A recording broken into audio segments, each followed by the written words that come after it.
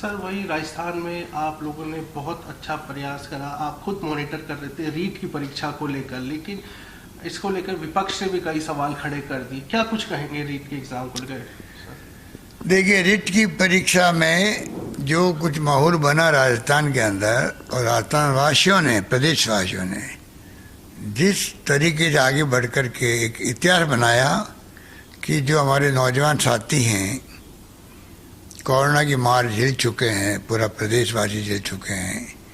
Corona के वक्त में भी आप देखा होगा कोई भूखा नहीं सोए, हमने कहा था, तो लोगों ने, एनजीओ ने, एक्टिविस्ट ने, धर्मगुरुओं ने, सभी पार्टियों लोगों ने मिलकर कोई कमी नहीं की सेवा करने के लिए। हमने अप्रिशिएट किया सबको।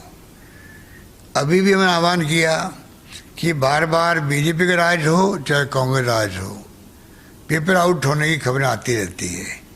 हमने इस बार कड़ाई बरती ज़्यादा ही, हम बर्खास्त कर देंगे नौकरी से, स्कूलों की मान्यता समाप्त कर देंगे, कार्रवाई करेंगे। और साथ में क्योंकि करीब 15, 16, 17 लाख छात्र और नौजवान बेरोजगार थे, उनके लिए आह्वान किया कि कहाँ तो रुकेंगे, एक दिन पहले जाना पड़ता है, कहाँ रुकेंगे, कहाँ खाना खाएंगे।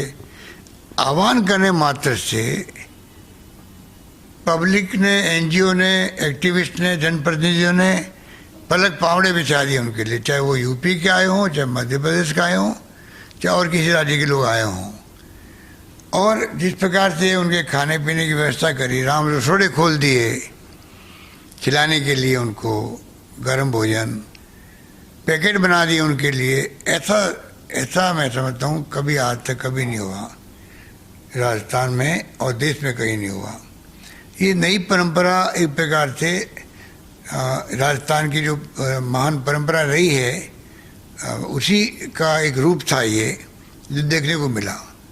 ये हमारे विपक्ष के साथियों को पश्च नहीं रहा है, क्योंकि जिस प्रकार जिंदाबाद के नारे लगाए उन लोगों ने वहाँ पर, सरकार के और समाज सेवियों के, एक्टिविस्टों के, सबके, वो डाइजेस्ट नहीं हो रहा। इसलिए कुछ लोग ऐसे हैं समाज के अंदर, वो इसको भड़का रहे हैं।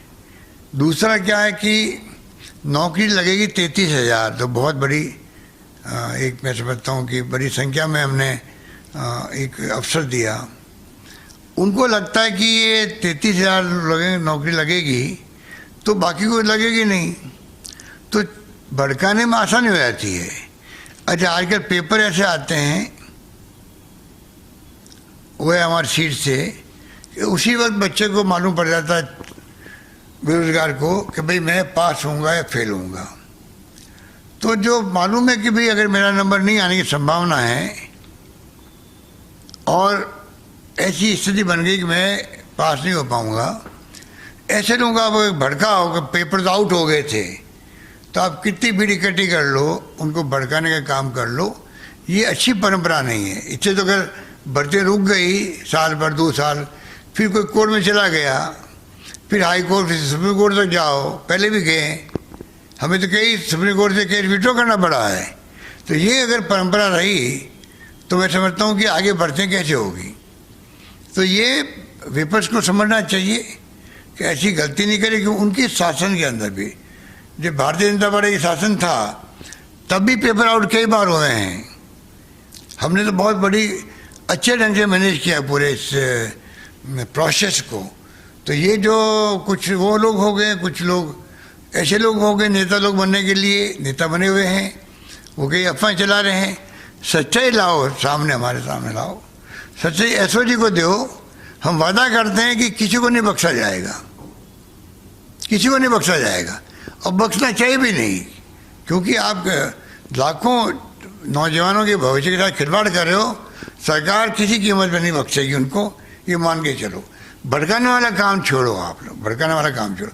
अगर सच्चाई है, मालूम है एक सेंटर में, 2 सेंटर में मान लो पेपर आउट हो गया, तो आपको अधिकार है बताने का। हम पता कर लेंगे भाई इससे एक सेंटर पे, 2 सेंटर पे बात पहुंच गई है, पेपर आउट हो गया है, हम वहाँ पर एग्जाम करवा देंगे। पर उसकी आड़ के अंदर आप चाहो कि पूरे लाखों लोग वहाँ पर उनको बुलाओ, परीक्षा दिलवाओ, ये कहाँ की समझदारी है, ये समझ के परे हैं। इसलिए अगर कोई शिकायत मिलेगी, सच्चाई होगी, तो हम वापस पेपर करवा देंगे उन सेंटर पे जहाँ पर ये शिकायत हुई है। उसकी आड़ में आप लाखों लोगों को कैसे आप वहाँ पे ये उम्मीद कर सकते हो कि सरकार उसके लिए वापस एग्जाम करवाएगी। तो ये तमाम जो हरकतें चल रही अच्छी नहीं हैं और सरकार बर्दाश्त भी नहीं करेगी।